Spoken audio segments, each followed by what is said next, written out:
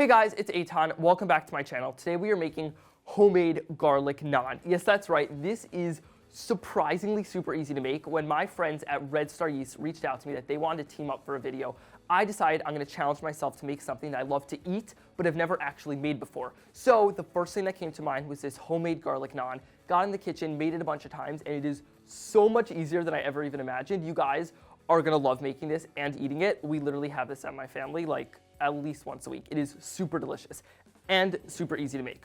Over here, I have a bowl of some warm water. It's really important that you make sure that your water is not too hot and not too cold. You want it to be just warm to the touch. So right now, this water is perfect. To this, I'm gonna add in some sugar. Now, what's great about the Red Star yeast is that it really works with any type of dough that you're making. So whether you're making like a super sweet dough that you'd have a lot of sugar in, or just in this case, I'm using a tablespoon or two of sugar just to kind of activate and feed the yeast. So it works with all types of bread recipes. All right, so you just want to mix it up until all the sugar is dissolved and you can't see any more little granules, so this is perfect. And then to this, we're going to add in 2 packets of the Red Star yeast. What's really great about Red Star is they come in these little 1/4 ounce packets, so we're going to use 2 of those packets.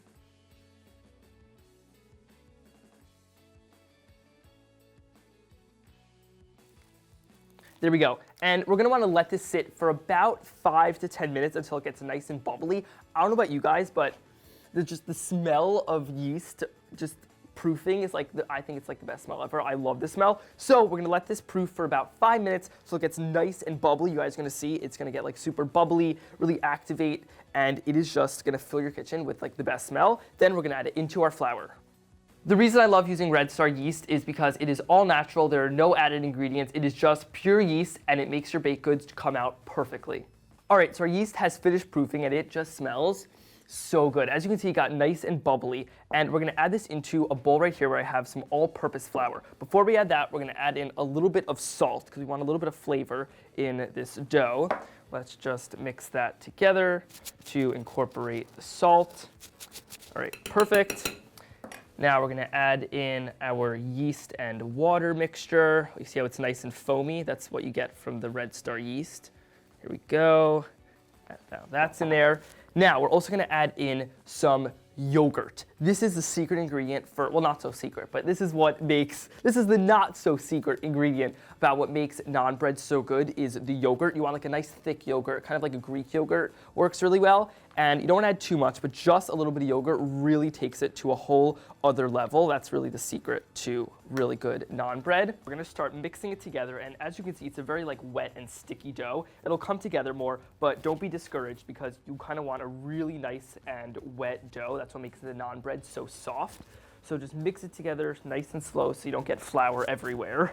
As you can see, it is starting to come together into a nice ball of dough, and it's really important that you want to work in all of that flour that is still in the bowl. So just keep on kneading it for about 5 to 10 minutes. You really want to get a nice elastic dough.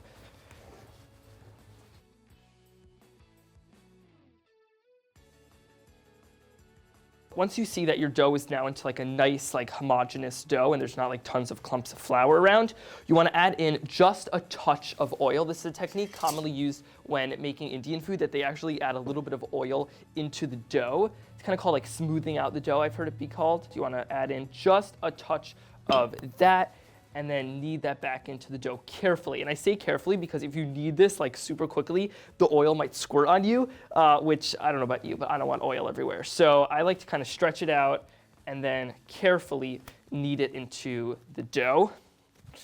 Once you fully incorporate the oil, you're gonna want to knead it for about another 5 minutes or so. This is really gonna strengthen the dough, and it's gonna be really easy to roll out once it finishes rising.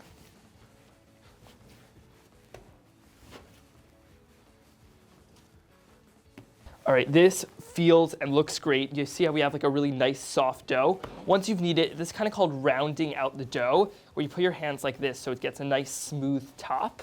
So you want to do that for about like 30 seconds to a minute until it looks like a nice ball of dough, which is perfect. Now that I cleared out our bowl, we're just going to want to add in a little bit of oil. This is super important whenever you are having a dough rise. You want to have a little bit of oil, kitchen spray, any type of thing to make sure that the dough doesn't stick to the bowl. Then you're going to want to add it in top side down first to get some oil on top. So like that. Let's just mix that around so we get it fully coated with oil. turn it back over to the top side. As you can see, it is fully coated in the oil. Now we're gonna cover it with a kitchen towel, and we're gonna let this rise for about an hour. We're really gonna let that yeast just do its magic. It's gonna double in size, and then it's time to roll out our naan bread, cook it, and then eat it. One important thing to mention is that in this recipe, I'm using active dry yeast, which takes about an hour to rise. But if you're in a rush and you want to make this in like half the time, you can also use Red Star's instant yeast. All right, so our bread is almost done rising, and while it's finishing, I'm going to chop up some garlic. Move that to the side, and now it is time to check on our dough.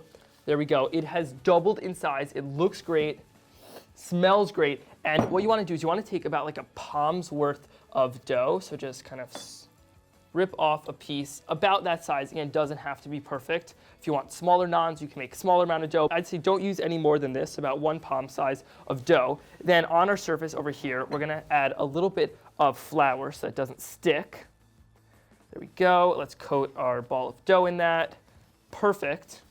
And let's start to just roll it out. It's a very soft dough, as you guys can probably see, so you don't want to use too much force, just a little bit to slowly roll it out. Once you get it slightly rolled out, you're going to want to take some of that chopped garlic that we just chopped earlier, add it on top. It's very important that you add it while you're still rolling, because as you're going to see what's going to happen, right now it's just on top, but when we roll it, it's going to get pushed into the dough so that it really sticks to our dough.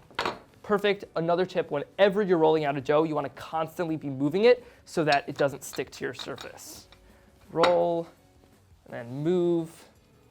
Let's roll and turn, and there we go. That looks great. Now we are going to preheat our pan. All right, you want to get that on the highest heat you possibly can. It is really important when you're making this recipe that you don't use a pan that has a non-stick coating. So it's a non-stick coating pan. That's like double naan. Or making naan. Oh, that kind of works out perfect. And basically over here, I have, this is a traditional Indian tava that my neighbors got me from India. Shout out to you, Heba and Myra. I use this all the time, but you can use any type of pan that doesn't have a non-stick coating. You'll see in a second why it's important that it doesn't have a non-stick coating. Now, while that's heating up, we're actually going to want to flip over the dough onto its back. And as you can see over here, it's kind of super like dry. We actually want this to be really wet because we're going to want it to stick to our pan. So just take a brush, or you can even use your hand, anything like that. Over here I just have some regular water, and you're going to brush the back of it with the water to make it nice and sticky.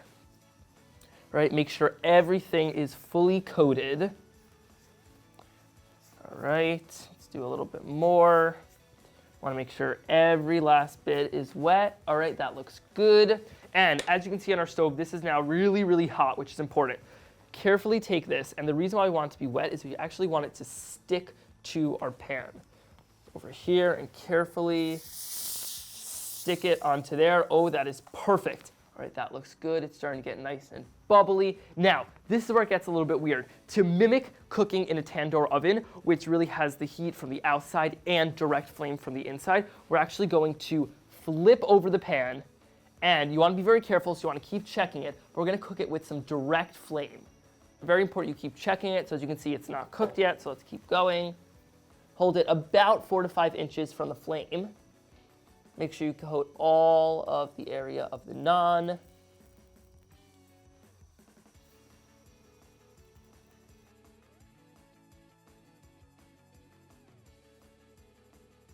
All right, that looks good. Check that out. You get that super authentic, like browned and burnt bits on top that just give it so much flavor. You then want to cook it for another about 30 seconds just to make sure the bottom is cooked as well. So let's give that a few more seconds. Let's clean off our surface over here. And then it is my favorite time. It is time to eat. All right, that looks good. Let's turn off the flame. And one important thing, it's gonna be a little bit stuck to the pan, so you wanna make sure you use a spatula to really scrape it off. There we go, perfect. And let's transfer it onto our surface. Now, what you wanna do is you wanna coat it with tons and tons of butter. That is what makes naan bread so good, so just rub it with that butter. Here we go. Oh, it smells so good. It has like this just amazing like yeast fermented smell that I just absolutely love.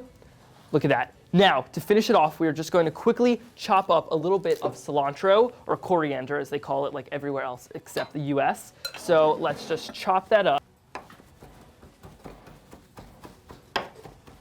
All right, that is nice and chopped up. Now let's just sprinkle that on our naan bread. And that is it. We just made ourselves some delicious homemade naan bread. It is my favorite time now. It is time to eat. Let's rip off a nice piece of it. Now, traditionally, you eat this with some type of curry or any type of dish. But to be honest, I just like it plain, so we're just gonna eat it now plain. Let's get a nice big piece. See how there's like this steam wafting off? Oh, that looks so good. All right, let's dig in. Wow, that is seriously incredible. You have the yeasty flavor in the dough. You have that nice charred top with the garlic, the butter, the bottom. You have a nice crisp bottom on there. It is so good with a curry or even just alone. Huge thank you to Red Star for sponsoring this video. This is just one delicious recipe. If you want this recipe, you can get it in the description box below. Also, for more baking tips and recipe, you can go to redstaryeast.com. Thank you guys so much for watching. If you haven't already, be sure to like this video and hit that subscribe button for tons of more awesome videos. All right, if you don't mind me, I'm gonna go finish eating all the naan.